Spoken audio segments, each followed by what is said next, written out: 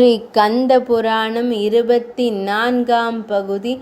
திருமுருகனின் திருக்காட்சி.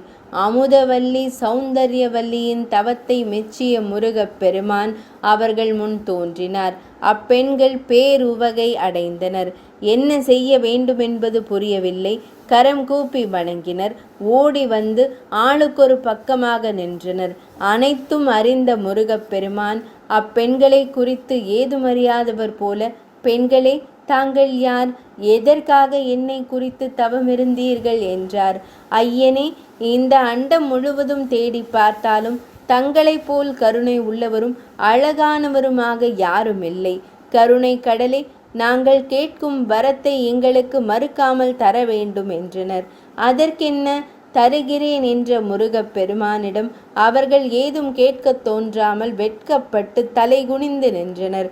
பெண்ணே, மாப்பிள்ளையிடம் தனது மையலை தெரிவிப்பது என்பது இந்த காலத்தில் ஏற்பட்டதாக கருதி கொண்டிருக்கிறோம்.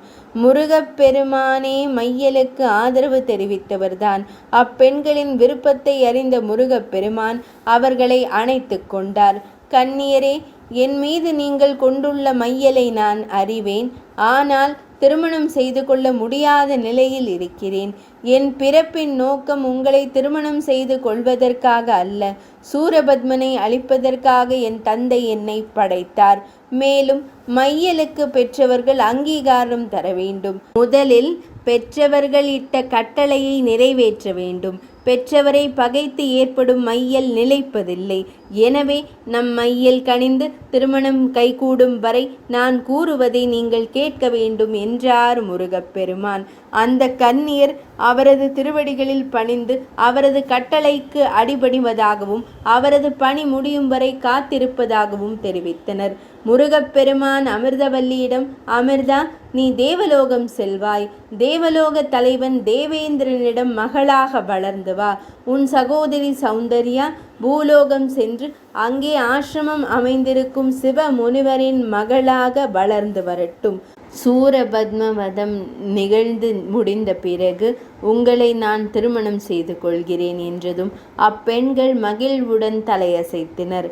பின்னர் முருகப் பெருமான் தன் வடிவத்தை மாற்றிக்கொண்டு பால முருகனாகி கைலாயம் சென்றார். அவரை அள்ளி எடுத்த அன்னை பார்வதி தேவி பரமேஸ்வரர் அவரை தங்கள் நடுவில் இருத்தி கொண்டனர். இக்காட்சியை காண தேவர்களும் முனிவர்களும் ஓடோடி வந்தனர். காண கிடைக்காத சோமாஸ்கந்த வடிவத்தை கண்ணார கண்டு மகிழ்ந்தனர். இந்த மகிழ்ச்சியான சந்தர்ப்பத்தை பயன்படுத்தி கொண்ட தேவர்கள் சிவபெருமானிடம், ஐயனே, முருகப்பெருமான் தங்களுக்கு பாலனாகவும் வெளியே வந்தால் சுப்பிரமணியராய் விஸ்வரூபம் எடுக்கும் அபார சக்தி கொண்டவராகவும் திகழ்கிறார்.